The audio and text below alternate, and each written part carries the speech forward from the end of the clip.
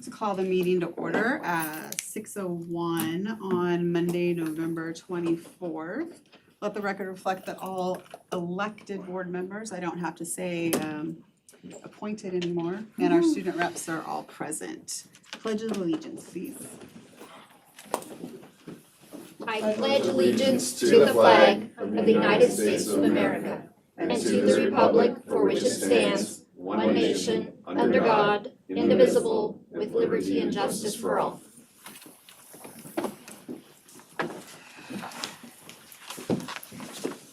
Dr. Granger, are there any updates or changes to the agenda? No, ma'am. All right, I'll let you get started with good news and celebrations. Okay, we'll start with celebrating our staff and students of the month like we did last month. We'll deliver the certificates to campus. We'll start with Gold Bar Elementary, and Kayla will take pictures in front of the backdrop. So we have Isaac Hamlin. Is Isaac here? All right, Isaac. And Paisley Rich. Is Paisley here? Okay. Hi. And then staff of the month, Miss Wynn and Miss Wiley.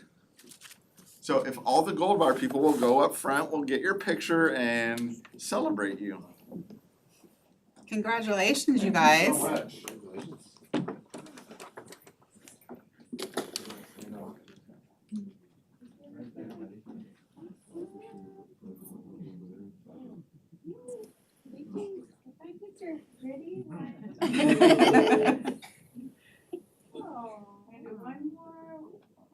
Great smiles, you guys. Awesome, thanks so much, you guys. Thanks for doing such a great job. Yeah.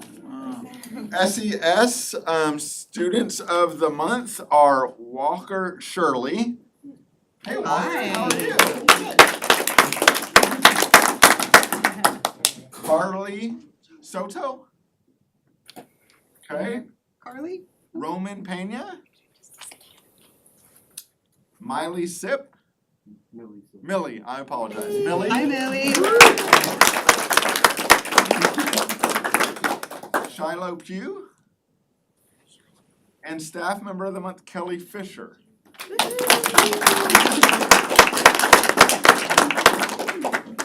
Congratulations, you guys. Yes, thank you. Great job. Okay.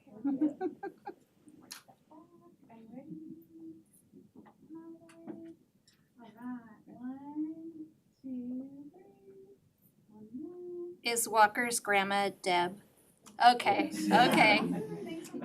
Hello. Thank you, congratulations. SMS students of the month are Olivia Strain,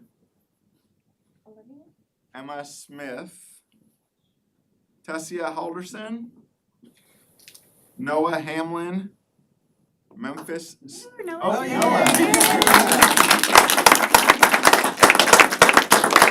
Memphis Studley and Chloe Nichols. The staff member of the month are Sherry Cooper and Polly Cunningham. Chloe's here.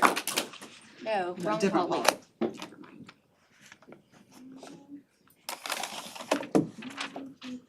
Getting the middle schooler to smile. Thank you, congratulations, good job. Good job, guys. And finally, at the high school, student of the month, Jacob Ayadiji. And the staff member of the month is Mr. Tritchler. Nice. So. Additionally, this month, we wanted to recognize the district staff members who also have served as veterans in our armed forces with Veterans Day most recently. So I'm gonna start with Dr. Paul Douglas. He did a great thing and ordered some challenge coins for the veterans of our district that served our country, but he also served. So I'm gonna start with him and then let him proceed from there. So, first, thank you for your service. So if you wanna read off the name. I do, I'll do that for you. So we have Benny Peterson from Technology. High school, Barbara Johnson, who is here.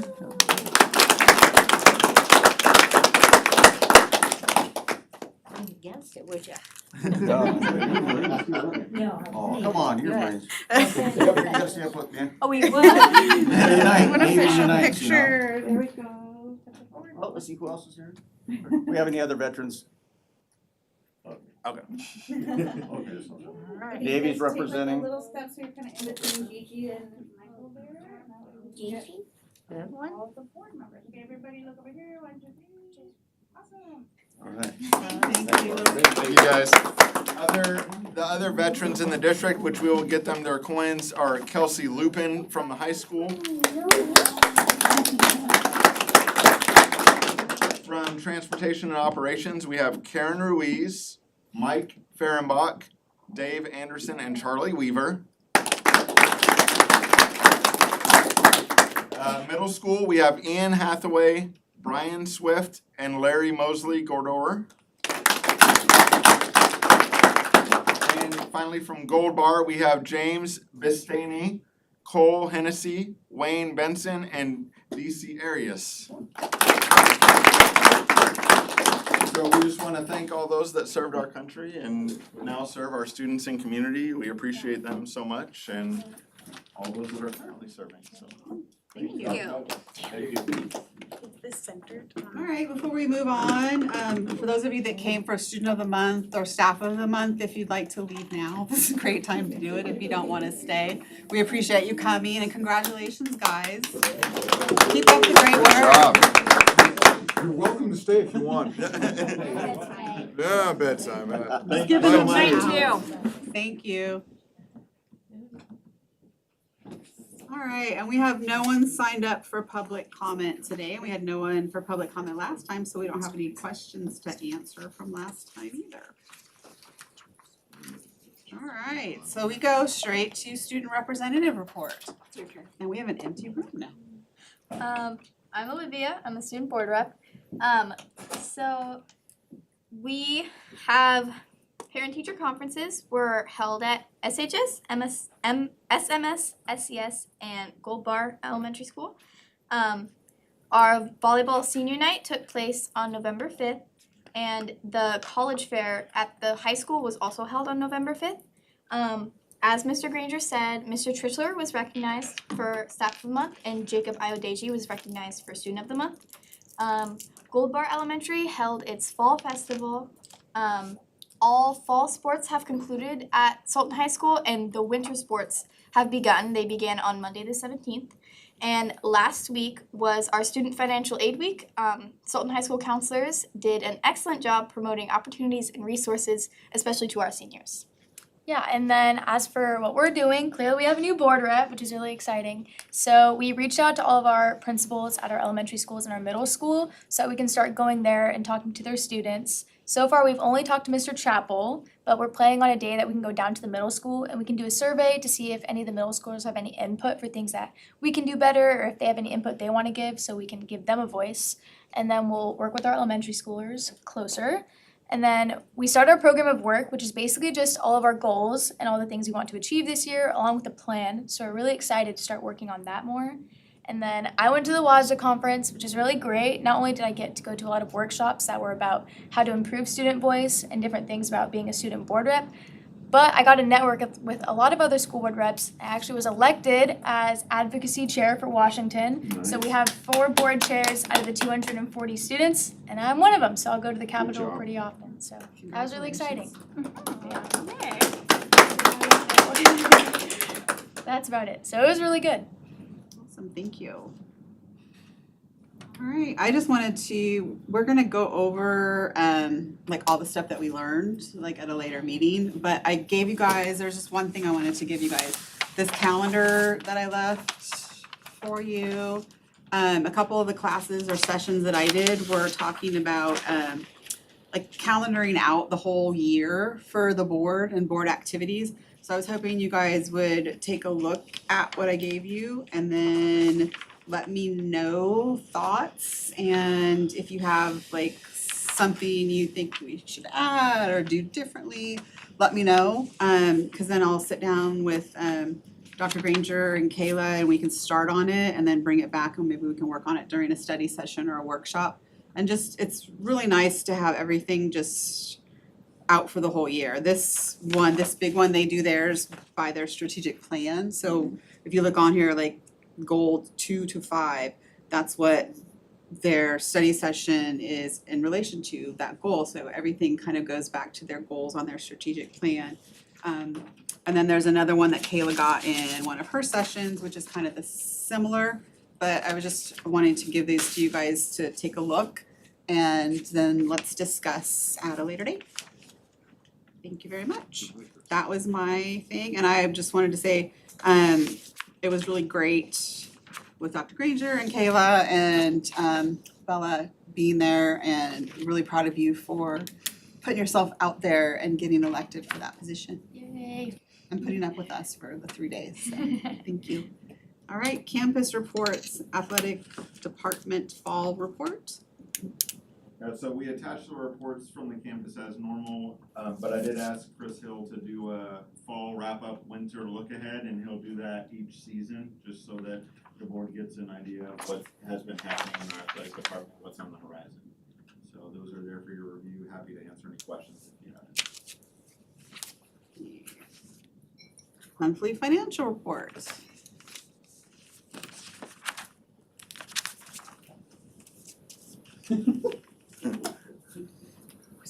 Gotta pick the empty out. Somebody said that. All right. Good evening.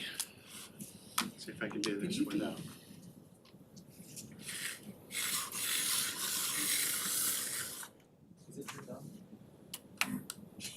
Yes, it is now. Yep, Good job. fatal technology error. Just Control Alt Delete. All right, so district enrollment month over month, right? This is the FTE. You could see that while it looks like we're going up just a little bit, we're still way down from the red line, right? Red line's what we budgeted at the 2065, and we're at 1987 as an annual average. Typically, that line will start to decrease as we hit December moving forward. That's the normal path for all school districts. It's usually declining towards the end of the year. ALE, something that I like to watch as well. So ALE enrollment is up, which drives it's still, again, it's one of those that's not where it should be, right? We've budgeted for 66 and we're at 45.28 for the average to date. So like to see it increasing. Hopefully we can get up a little bit further. SPED numbers are increasing. And usually we see a big jump in October because, you know, IEPs and all that kind of stuff come through in October. So as we hit November, we're seeing more of the numbers that are pretty standard for the year. So, okay, so remember I added in fund balance as a picture. I wanted to show you where we're at fund balance at the end of October. There is one caveat that I have to say, and that's October we got in a big chunk of our levy money. Okay, November is a short apportionment month. They're gonna give us less apportionment in November because they assume that we're gonna get levy money in November, and it doesn't quite match up. So we're gonna see a peak in November, and then we'll see or in October, then we're gonna see a drop in November. So, again, I like to see a fund balance where we've got at least a full month's payroll and accounts payable in there. Preferably 2 months would be great. That's kind of as we know what the legislature is gonna do this next year. Well, we don't know what they're gonna do or what they're gonna take back or that kind of stuff or where we're gonna end up. So, you know, the better off, the stronger fund balance we have at the end of the year, the better off we'll be next year. So, cash in the bank, however, is different, right? So there's a $300,000 difference in cash in the bank versus fund balance, and that's part of the accrual process and how we pay our bills and report regular basis. So we are trending.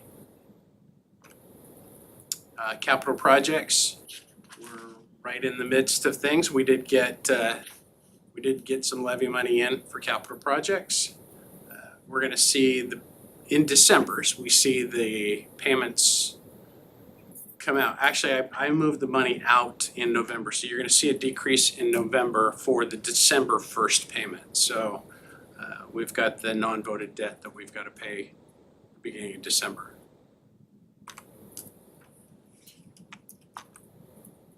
ASB, you kids are awesome, right? I love to see that line up above, and I love to see it growing up there. Transportation vehicle is standard, right? We'll go through, we'll order a bus, the bus will come in. A bus costs us about $180,000. It's for a regular passenger bus, $180,000, depending on the things that you put on the bus. $180,000 to $200,000. So we don't have enough fund balance to buy more than one. Next year we'll have enough to buy two.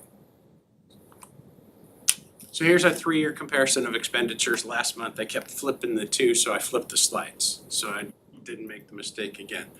We're trending right in the 15%, which isn't bad, but it's 15% of budgeted expenditures, right?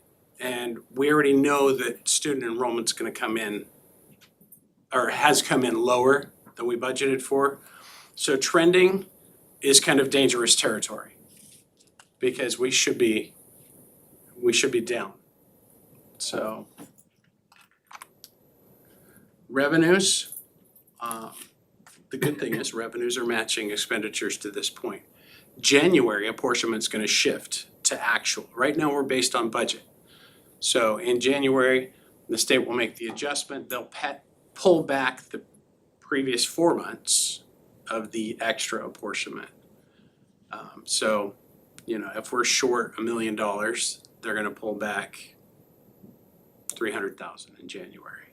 So we'll see that dip in fund balance, and it's part of how they play the apportionment game. So this is the last time you're gonna see this, because we finalized the financials for last year. Okay, so it's all crammed together in that line, and you can barely see, but we came in expenditures at $42.9 million. But we budgeted 41.9, so we exceeded capacity. Several things play into that. So the fact that we have to do our full accruals, we have to do different accounting for leases and expenditures such as that.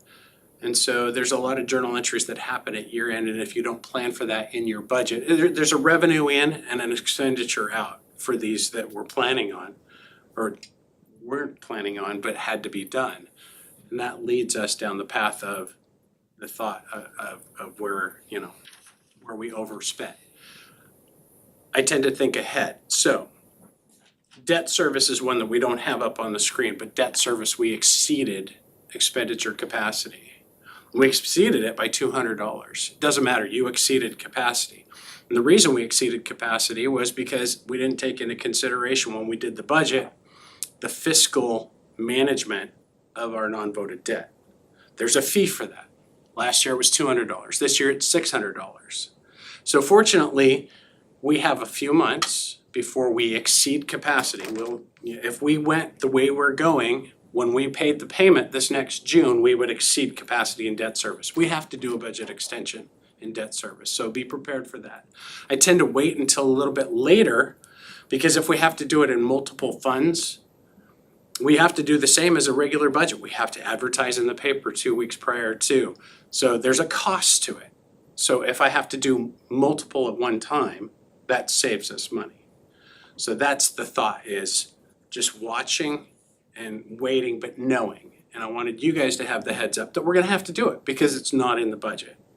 So 42.9 million, but you can see in revenues, we exceeded what we budgeted in revenues. So that was a pretty good one.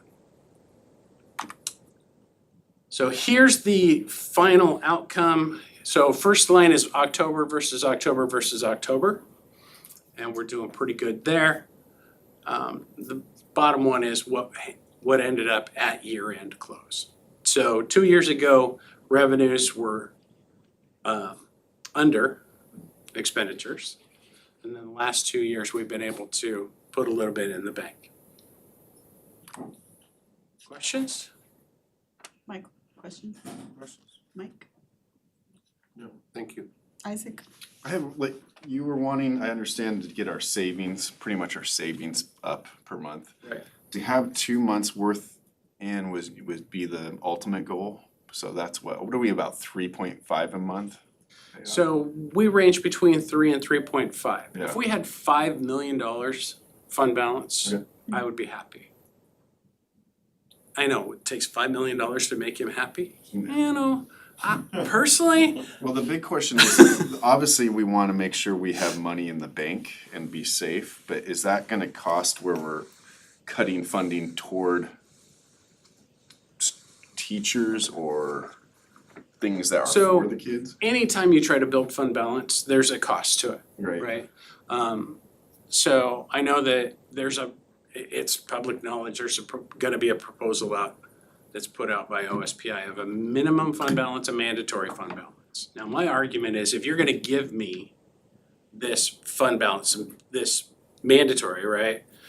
And you say you give me $100,000 and you say I have to have an 8.5%. So you're telling me out of the 100,000 you're giving me, I've got to stash 8,500 in the bank, right? So then my comment back is then you need to fully fund us. You need to take on bargaining. You need to take on all of these pieces. If you're gonna tell me how to use my money, you're gonna take away the autonomy of the school district. So that's a little frustrating. But anytime you're trying to rebuild fund balance, yeah, there's a cost to it. But we try not to, one of our goals is to not affect what's going on in the classroom. We don't want to affect the students. One of the biggest things, and I'll say it, and it's, I live by the sword, I die by the sword, and I'm gonna live by my words. These guys are the most important people in our district, more than just you two. I mean, all students, right? They're the reason we're here. They're the reason we all went into this. They're the reason we all have jobs. I get stuck behind a bus in the morning. I don't get mad. I'm happy. Well, not necessarily. I'm texting Chris saying, I'm gonna be late. I'm stuck behind a bus. But, it's, well, I'm stuck behind the bus, so I'm stopped. But whenever we make decisions monetarily, we need to make sure that the kids aren't the ones who suffer in the long run for it. Because it's not, they're the reason we're here. Well, and I think since he brought up fund balance too, that if we are going to want to increase our fund balance, the board has a number that's set that the board decided on, so the board would need to, you need to let us know, hey, I think we need to work up to this number, because the board, I think it was before, were you on there when they decided on that set fund balance amount? So I think that we need to be involved in that too, if we want to try to raise that up, so that we can also, It used to Do be a vote higher on- and then yeah. it was recommended that we go lower. I don't wanna say it was 4%. It is Yeah, 4%. 4%, And it's a minimum fund balance, right? So we can have more. The issue with 4% of our budget, that's what, a $40 million budget, 4% is what? 400,000. 4,000. I don't do math in my head. 1 million. It's 1.6 million. That was closer. So we don't, I'm good at 1.6 million doesn't pay the bills. It doesn't pay payroll, right? We just finished processing payroll for this month and, $2.5 million. That's a lot of money. And 1.6, if we hit 1 month where we don't have it, or God forbid we have a double levy failure, especially in a month where the state says, well, you're getting apportionment, or you're getting levy, so we're gonna give you less for apportionment. We're gonna give you 5%. I don't have any fund balance to cover that. The state does that, because we got our levy money, Right. they're gonna give us less money. Right, so the state It's not equitable for. The state has different percents throughout the year that they give you. And they give you less in November and they give you less in May, and they figure it's because you're gonna get levy dollars in. That's broken. That's why I was And so short last June. there- No kidding. There's also 1 year to balance the biennial budget, they moved apportionment percents, so now you get 22.5%, almost a quarter of your budget in July and August. So it's really hard to think about, how do I plan this so that I can make up for it? It's one of the reasons our fund balance went up, right? We were down at 170 some odd thousand. That to me is scary. I held accounts payable that month because we didn't have enough money in the bank to pay it. So it's a tough game. It's a tough balancing game. People in my position, we don't sleep much. So, Mary Ann, did you have any questions? I wanna make sure. sorry, I Bella? can talk No, you're all fine. No, night. you're good. Bella? No. Olivia? Okay. All right, if you have nothing else, we're good. We're Thank good. you so much. Thank you, Mitch. Appreciate it. Appreciate it. Superintendent's report. Okay, just a few this month. We are continuing on our process of transitioning our student information system from PowerSchool to Cumulative. We talked about that before. It's gonna allow us to put all of our systems into one program, eliminate duplication. We met with them on Friday, Dave Moon, Julie Grass, and all the members of the cabinet to just discuss next steps as they're gonna start to do a data pull out of our current system, stagnant data, so that we can make sure it's clean before they actually push it in June, July timeframe. So just want you to know that that's still in process. Parent partnership, I've had my first few meetings of the families that reached out and agreed to meet with me about their choices for things like SVEC and what they'd like to see locally. Our plan is to bring you a proposal in January timeframe for a planning person to be over that parent partnership relaunch for the second semester, so that we can connect with families, settle on a location, and get that ramped back up. The initial feedback from families has been really positive, that they've been looking for this for a while, and I'm appreciative that it's on the radar. Youth sports, very good progress. They have elected a board of 5 people. They are in the process of getting things started. It looks like basketball, wrestling will be the first 2 to get off the ground in the winter, springtime, while they fundraise for football and those things. So Chris Hill and I have been meeting with them, working to secure some grants or help them be like a partner in applying for some funding. And they're looking to get the word out after the holidays to families, try to get to all the home basketball games with a table in the foyer to just say like, hey, this is a real thing. And so really good movement in that. And so those 5 people that stepped up and are serving on the board, we appreciate them. Dr. Douglas has been working hard on a term we're familiar with called mobile response team. It's something we both had in previous districts we worked in, but we're gonna be bringing you an MOU. It's a partnership between Monroe,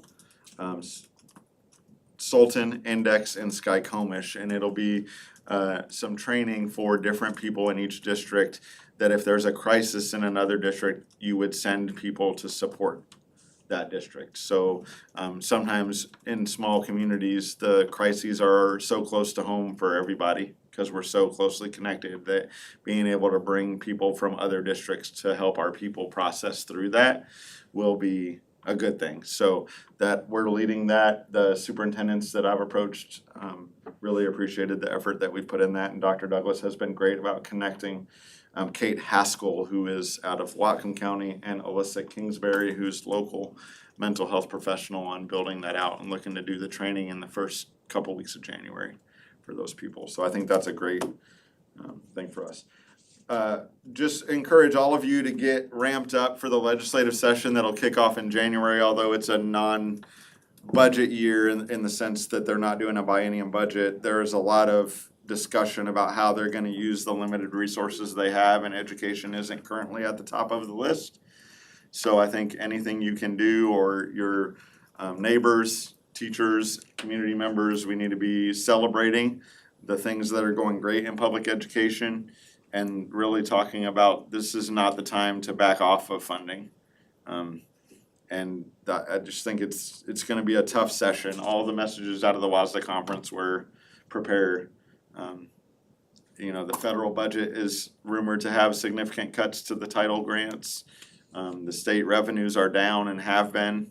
And so just anything you can do. Transitional kinder was discussed at the WASDA conference as being on the potential chopping block again, which we knew when they didn't put it into basic education as a funding.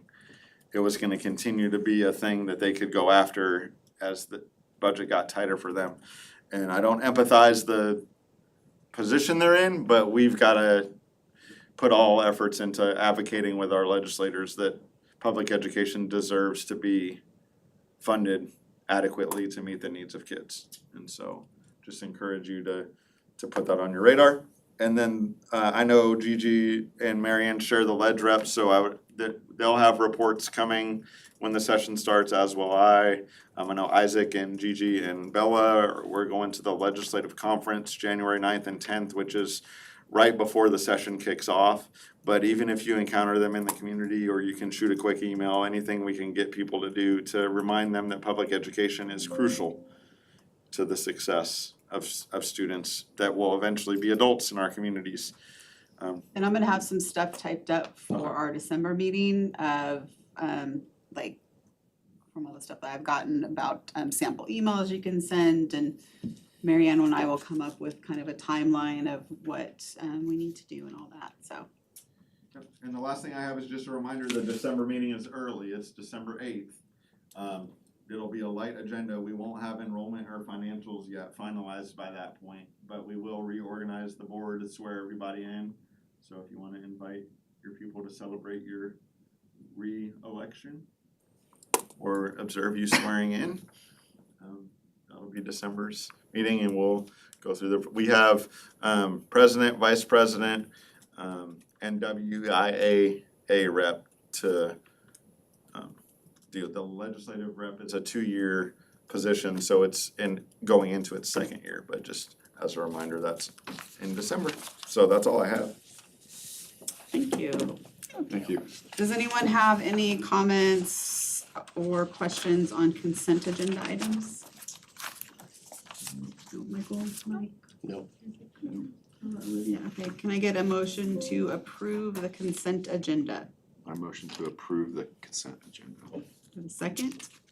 I second that motion. All right, we have a first and a second. All in favor of approving the consent agenda? Aye. Opposed? All right. Policy 6250, cellular telephones. Okay, so we have gotten in the cellular phones that we've been talking about that will also connect with our buses and other things, and early reports from users are the functionality is very helpful. We did not have WASDA's model policy adopted, so asking the board to consider this. You will see, because I don't know what past practice was, the language that is boxed in gray with a red lettering is local language that's not in the WASDA model. So we felt like it was important when I was meeting with the cabinet, talked to Dave Moon, that people understood that these were to enhance our ability to respond to student safety, to deal with emergencies. This wasn't just, it'd be great if everybody had a cell phone, that they understood the intent behind it.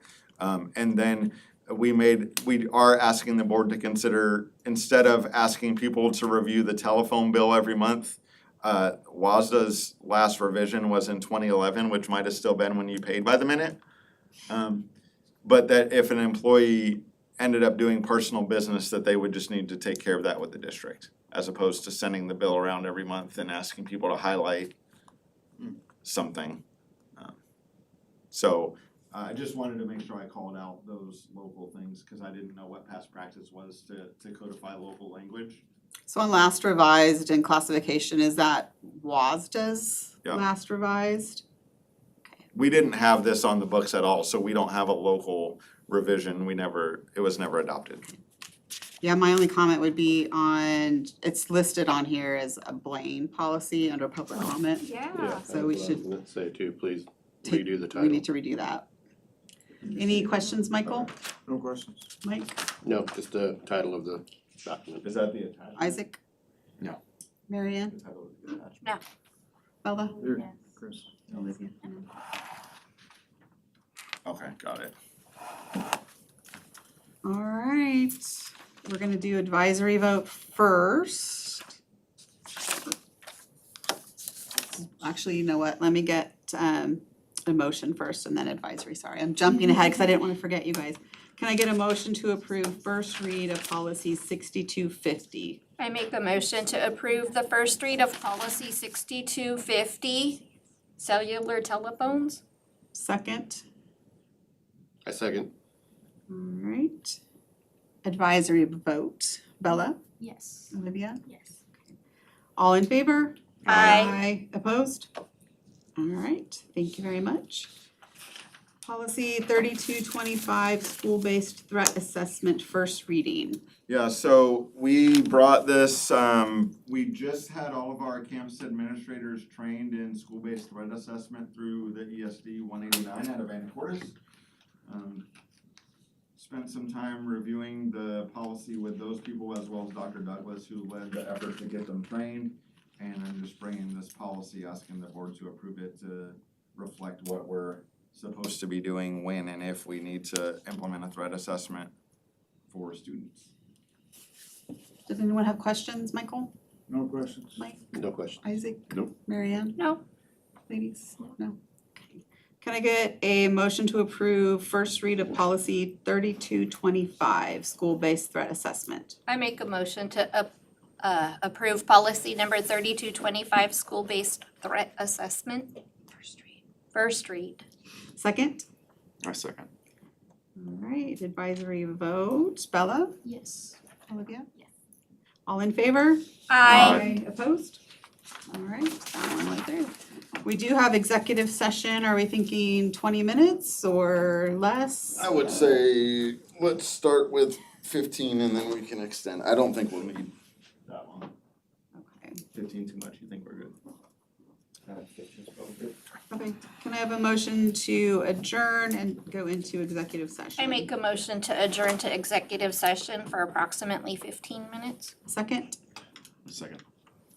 All right, I'm not gonna ask for an advisory vote on that one. All in favor? Aye. Opposed? All right. We'll adjourn this part of it.